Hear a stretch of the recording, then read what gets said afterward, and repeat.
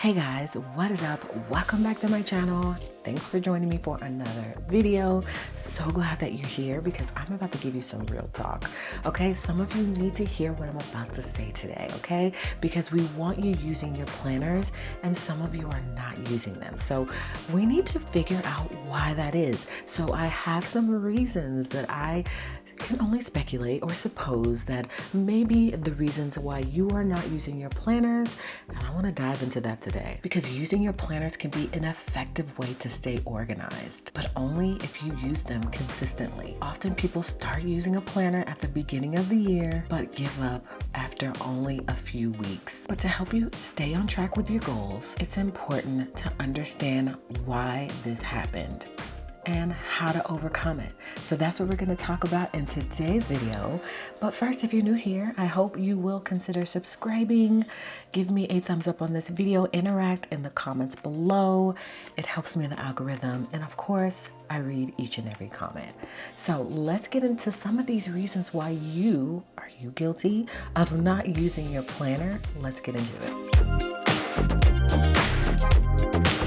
The first reason why you're not using your planner is because it's not simple enough. One reason why people tend to give up on their planners is because you've made it too complicated. Remember, a planner should simplify your life. It shouldn't add stress to it. Keep it simple by writing down your daily tasks, your deadlines, and other important information. Avoid adding any unnecessary details because that's just gonna waste your time and prevent you from using your planner effectively. While aesthetically pleasing planners may work for some, I too love a good aesthetically pleasing spread, and those layouts are all over social media and they're super popular right now. They're not necessary for the functionality of your planner, so don't forget that.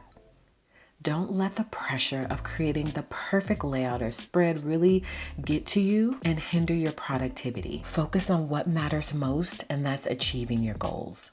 Number 2 is that you're using too many planners. Now I'm guilty, okay? I can't come down on y'all because y'all know in the past I've used upwards of 7 to 10 planners, okay? And I still use more than one planner, but it's all within one system. So that's an approach you can take, but I recommend starting out, especially if you're not using one planner, don't add more to your lineup. And it's tempting to fall for the charm of using various planners, but it's so challenging to keep up with them all. So maintaining multiple planners for fitness, meal planning, budgeting, kids, work, and other aspects of your life is a surefire way to eventually stop using them all. Instead, simplify your life by selecting one planner. Okay, again, I use a catch-all planner, which means I have multiple planners all in one planner, from my budgeting to my home stuff, meal planning, school planning, life planning, work, all of that is in one planner. So even though it is a little more overwhelming than using just one simple planner, it does help me, and eventually that may be something you want to maybe move into, especially if you feel like there are other aspects of your life you need to plan for. But start out just using one planner. There's nothing wrong with it, and then work your way into using multiple planners or more planners than one if you feel like that's something you need once you've mastered using the one. And so this approach is going to help you to effectively organize your day without feeling overwhelmed by multiple planners. Number 3 is that you're not keeping up with your lists. Now, y'all know I'm a super huge advocate for list making. I love a good list. It really helps me. So that's why I'm always preaching list, make lists, because they're just so helpful. But you're not keeping up with your list, honey. Including to-do lists, to-buy lists in your planner can be super beneficial, but it's crucial to stay on top of them. Ensure that you cross all the items off as you're completing them and add new items to your list as needed. And checking in with your list a couple of times per day can really help you to monitor your progress. So I recommend keeping it somewhere nearby so that way you can check in just to make sure that you're staying on track and you're accomplishing those things. And giving that little check mark is that little extra added touch and thing that I need to help me to see my progress and that I'm meeting my goals and I'm getting things done. So for me, I love a good check mark and I have to have it. So keep it somewhere nearby so that way you can make sure that you're constantly touching in with your planner, checking in with your checklist to make sure that you're getting those things done. And remember, to make your planner truly effective, it's essential to use it regularly. And once you get into the habit of using it consistently, it will become a normal part of your routine. Number 4 is that your expectations are way too high. So I have to confess that I am guilty for browsing Instagram for that perfect layout so that I can get inspired. However, sometimes those aesthetics are just not practical for most individuals. It's unrealistic to expect your planner to be flawless and all color-coded and adorned with all these beautiful stickers every single week, okay? Some weeks for me are just pen to paper because I can't do all the things every single week.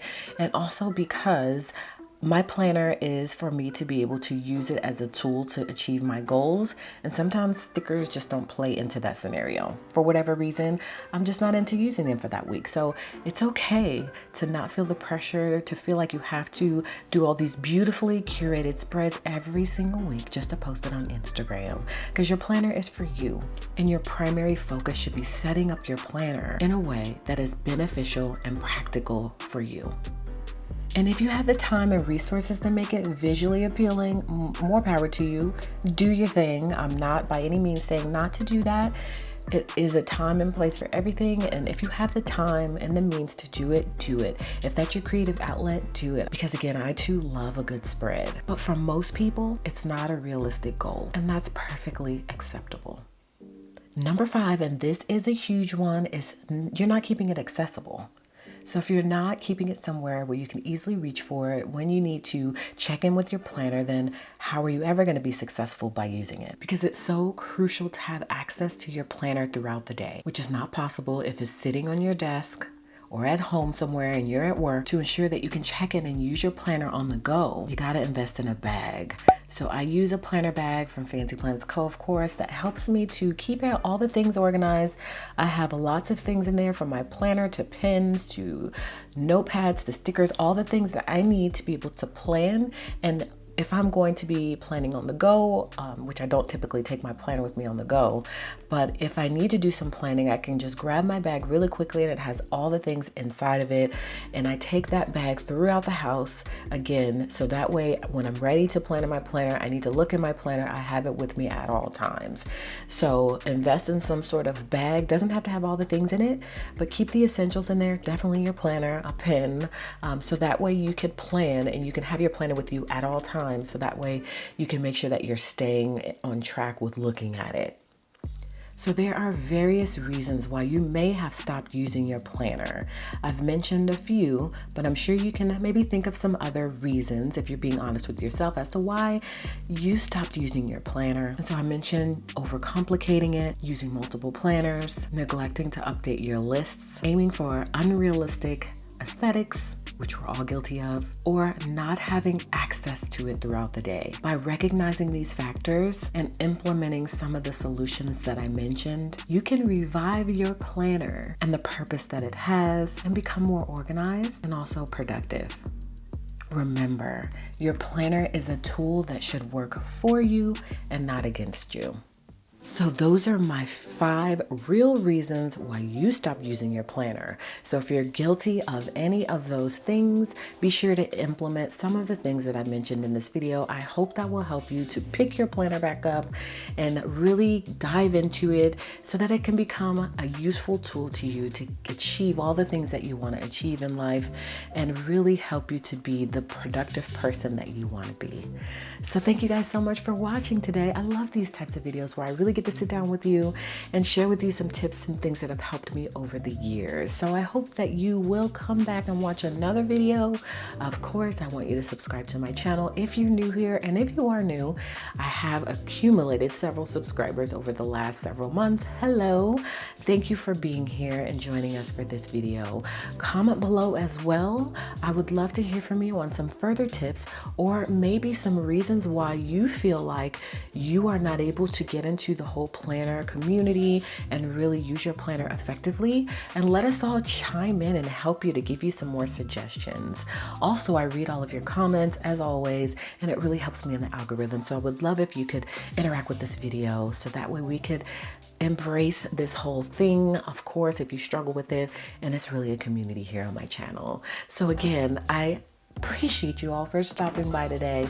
Come back by and catch me for another video, in which case I'll see you guys then.